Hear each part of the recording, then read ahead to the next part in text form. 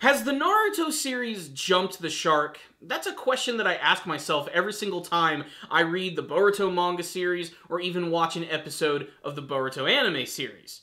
It's just something I have to ask myself because this is a series which manages to continue to get even crazier and crazier with its concepts. I mean, really, let's just say this aloud. In this month's chapter of Boruto, Boruto uses a lightsaber.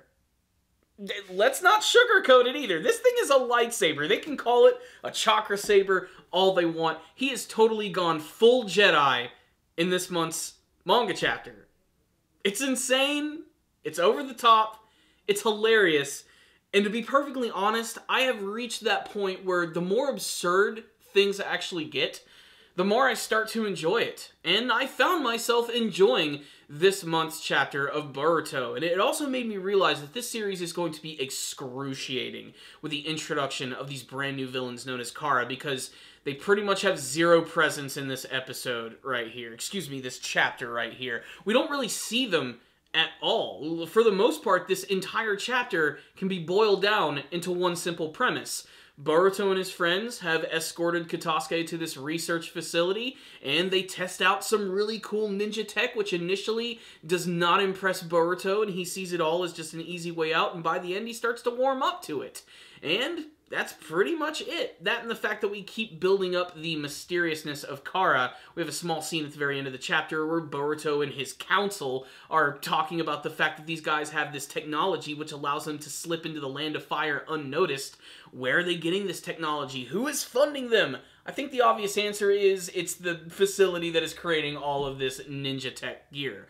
It's just building up to that. What I will say is this was a pretty fun experimental chapter of Boruto, getting to watch them utilize all of these weird, crazy ninja tech techniques. We get to see a lot of things such as smoke bombs and being able to fly around on a kite. I don't know, that's a thing that I've seen in like Japanese material all the time, especially associated with ninjas. They like fly around on the kite and just sort of like fly around and float in the sky, and I don't know, it's weird. I've seen it in Ninja Turtles, I've seen it in Muramasa the Demon Blade, and I'm seeing it right here in freaking the Boruto manga. It's pretty funny, and little by little you can see that Boruto is actually warming up to this technology, initially dismissing it as the easy way out and the loser's way. What's the point? And before you know it, he's wearing freaking oven mittens and climbing on the walls. It's really crazy. Yes, they actually create these like boots and mittens you can wear which allow you to climb walls without using their chakra, which at first seems kind of boring, but when you realize the fact that if you make this stuff like work in a military gear styled sense,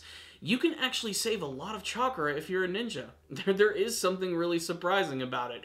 And you can see that by the end of the chapter, Boruto starts to actually see the value of something like this. Of course, this type of technology is very experimental, and of course, it can be heavily abused, which is what I believe the Kara organization is going to be doing. Not to mention, this chapter also introduces a new character by the name of Akita Inuzuka. That last name is going to seem familiar, and that's because she is from the Inuzuka clan, the same as the famous character Kiba. Yes, the guy who basically talks and hangs out with his dog 24/7. And of course, she has a dog of her own. She has a backstory where her dog was going to lose its leg and it was heavily injured, but Katasuke, the scientist, came in and created a prosthetic, really cool RoboCop-styled leg for the dog. So she became smitten with the good doctor and decided to work alongside him at the research facility as his personal assistant. She's a very fun character that I have a lot of feeling people are going to love, if only for the fact that she's very, very pretty.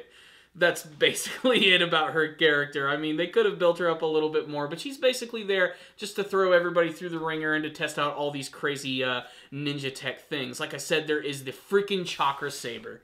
It literally is just a lightsaber. You're able to infuse your chakra into it, and boom, you got a freaking blade. The only problem is it sucks out way too much chakra, so they still have to work out a few of the problems. Still, seeing that image of Boruto actually like using it and standing there, like while I was reading the chapter, I swear I heard John Williams' Star Wars score just playing in my head, just in the background. You know what I'm talking about, the twin sons of Tatooine. It really elevated that scene quite a bit. In fact, reread that entire scene and just play the Star Wars soundtrack over it. I guarantee it's going to make it way more freaking epic than you could possibly imagine. That being said, what's the rundown on this month's chapter of Boruto? Really, I wish I had a lot more to say about this one.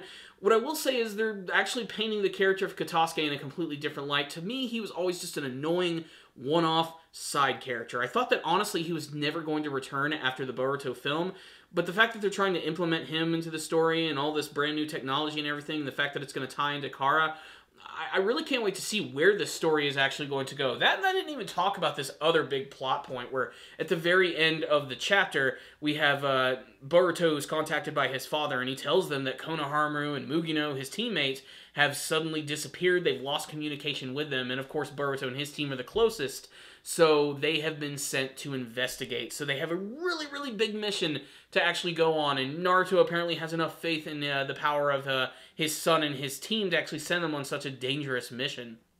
I'm not sure if this is a good thing or a bad thing on Naruto's part. You know, I mean, yes, it's good that he has faith in his superpowered son and all that stuff, but I mean, they're just not as experienced, and to send him on something on this mission, which involves, like, some of the most dangerous new villains that we've seen from the series. I don't know, I think it seems a little foolhardy, especially because, you know, he gives them the whole, oh, and make sure if things get too crazy that you're not going to try and go in head first, and make sure to contact us. They're not going to do that. That's just not what they're going to do. They're totally going to jump in head first and try to take these guys on by themselves. Who knows? This could lead to a lot of really interesting surprises, and honestly, I can't wait to learn what happened to Konohamaru and his teammate, which is really a disappointment because I wanted to see them in action a little bit.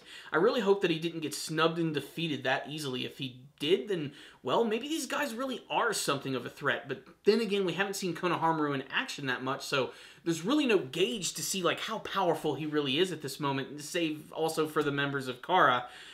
Really, though, this was another good primer chapter of Boruto, which is building up this arc in a pretty decent way and building upon this brand new ninja tech facility, which does have some fun moments. Like I said, a freaking chakra lightsaber. I mean, that alone is what makes this chapter right here. So I'm going to give it a 4 out of 5. I thought it was a little long-winded. I mean, it was basically just Naruto and his friends trying out some stuff at Radio Shack for the entire chapter.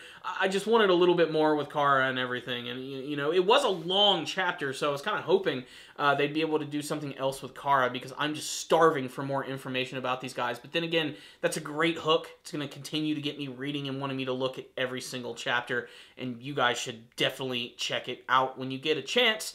I liked this chapter. 4 out of 5. I want to hear from you guys. What did you think of this month's chapter of Boruto? Tell me in the comments section below, and what you hope to see from the next big chapter of the series. Do you really think that this research facility is going to be connected to Kara? Are they the ones who are giving them all of these weapons? Is Katasuke involved? Has he been manipulated by Owl? Like, what's going on? What do you want to see, and what are your hopes for the rest of the series? Thank you guys for watching. Make sure to subscribe to the channel for more Boruto-related stuff, whether it be anime or manga. Make sure to like the video. I'll see you guys next time. And as always, stay damn down, baby.